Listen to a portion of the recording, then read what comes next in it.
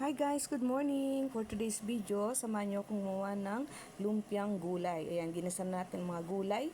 Ayan, tatlong klase ng gulay lang yung aking ginawa guys. Ang repolyo, sayote, carrots, at ginasan natin siya sa onion and garlic.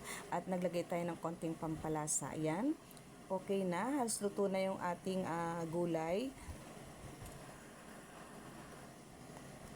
Ayan, so start na natin siyang ilagay sa lumpia wrapper. Okay, very budget meal na recipe. So ayan, nabutas yung ating unang ginawa. Sobrang nipis kasi nung wrapper guys, so inulit-ulit natin siya. So yung iba dyan, dinalawa ko ang wrapper dahil nga sobrang nipis.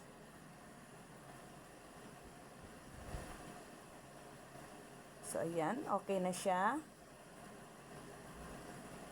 Ayan, lagyan na natin ng water para dumikit yung mag-close yung ating wrapper. So ayan, masarap yan guys. Lalo ngayon malapit ng Holy Week. So bawal ang meat. So magulay muna tayo at yan very healthy sa ating health. Ayan, pwede rin tayo magdagdag ng gulay dyan. Pwede rin ang broccoli. Ayan, pwede natin lagyan ng corn. So, ayan lang kasi yung available na gulay ko. So, ayan lang yung aking ginawa. So, may sausawan pala tayo dyan guys. Ang ginawa kong sausawan dyan ay meron na tayong ready-made na suka, vinegar galing from Nueva Ecija.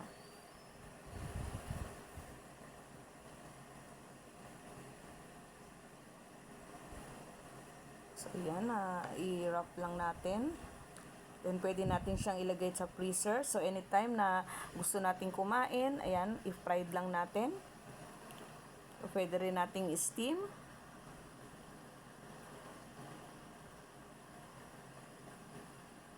Ayan, marami-rami rin tayong nagawa. So, pwede natin yan sa nating breakfast, ayan, lunch, or merienda, and dinner. Ayan, pwede nang hindi ka kumain ng rice dahil puro carbohydrates naman yung gulay. So, mabigat din sa ating body.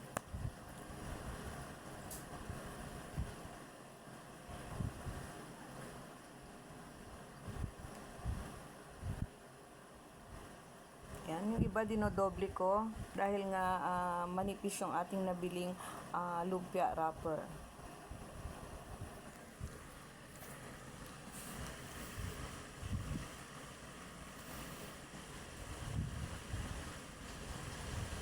Ayan, napakadaling gawin.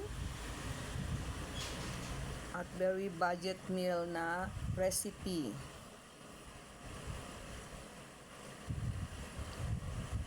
Ayan, marami-rami rin tayong nagawa dyan.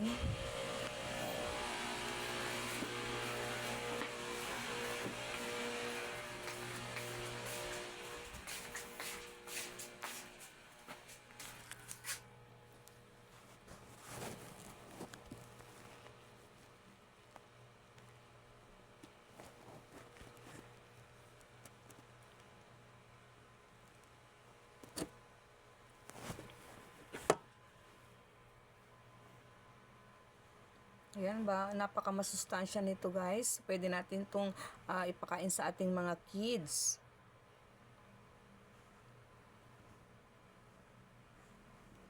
Or baon nila sa school. Ayan yung ating first batch na nagawa. So madami-dami rin siya.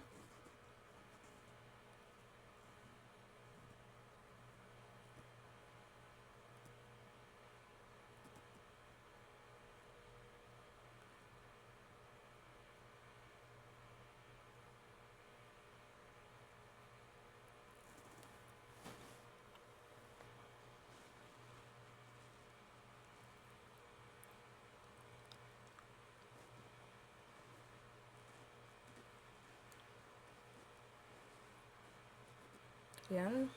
Tinapos natin dyan guys ang pagbabalot ng ating wrapper.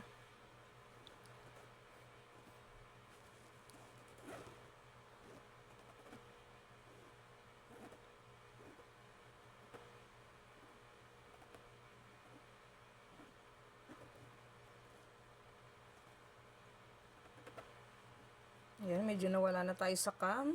Gabi na kasi yan guys nung ginawa ko.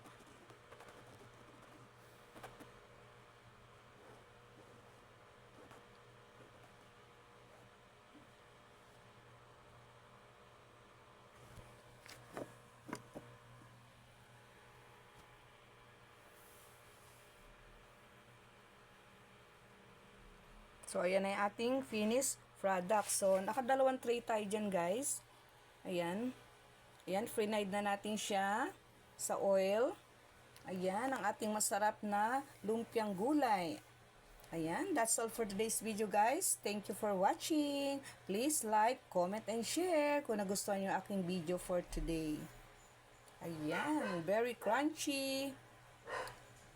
So, ayan na ating sausawan. Thank you, guys.